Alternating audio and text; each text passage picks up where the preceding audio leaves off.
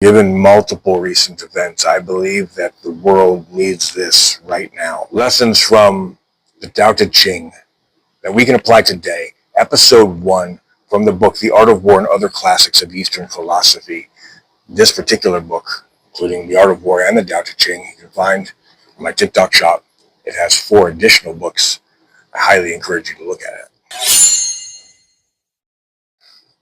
We, of course, are not done with our series at all with The Art of War. We will be continuing that absolutely. However, as I mentioned, I feel that the world very much so use the wisdom specifically in this book right now. To our friend Panther Tao. The translation is from James Legge, and my apologies, it took me a moment to get back with you on that. Today I want to read a passage and absolutely want to share not just this, but so many ideas in the Tao Te Ching. But I'm going to start with the last part first, and I will come back to why. The work is done, but how no one can see. 'Tis this that makes the power not cease to be. From Part 1, Section 2, The Nourishment of the Person. All in the world know the beauty of the beautiful, and in doing this, they have the idea of what ugliness is. They all know the skill of the skillful, and in doing this, they have the idea of what the want of skill is. So it is that existence and non-existence give birth, the one to the idea of the other, that difficulty and ease produce the one, the idea of the other, the length and shortness fashion out the same figure of the other, that the idea of height and lowerness arise from the contrast of the one with the other, that the musical notes, tones become harmonious through the relation of one with another, and that the being before and behind give the idea of one following another. Therefore, the sage manages affairs without doing anything, and conveys his instructions without the use of speech.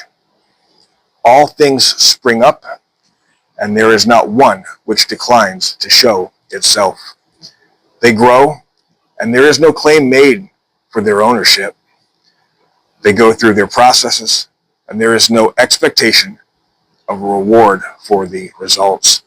The work is accomplished, and there is no resting in it as an achievement. The work is done, but how no one can see. To this that makes the power not cease to be.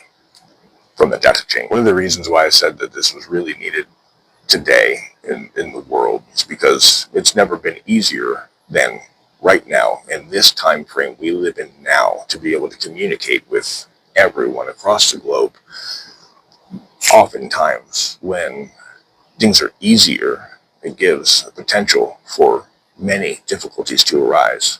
There isn't any one school that you can go to learn things like compassion, empathy, and grace. There are many life experiences that absolutely can teach you those things. But the more that I read and reread the Tao Te Ching, the more it reminded me of what is really needed in the world, and it is those 3 things specifically. There has been multiple events that are just sad, and for me and how I teach, raise family, I would never ignore the negativity, but I will absolutely not focus on it. I believe that it is important that we are aware evil and negativity exists.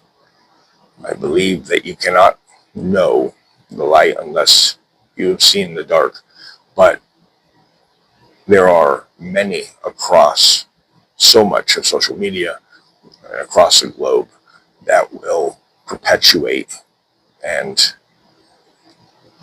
push constantly negativity, fear-mongering, and social media is a place that can be beautiful depending on where you're looking, and it's an excellent parable for life because there are indeed many ways that you could see this very thing.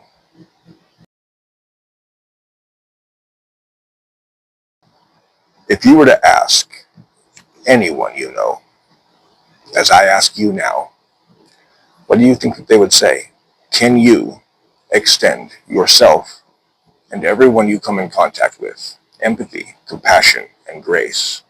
If you are somebody who gives yourself a hard time, and it is often said that we are usually our own biggest critics, but especially if you make a mistake, can you extend yourself empathy, compassion, or grace?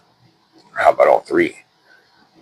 If somebody is yelling at you, arguing with you, or giving you an attitude, can you extend any of those three to them? Times how arguments are perpetuated.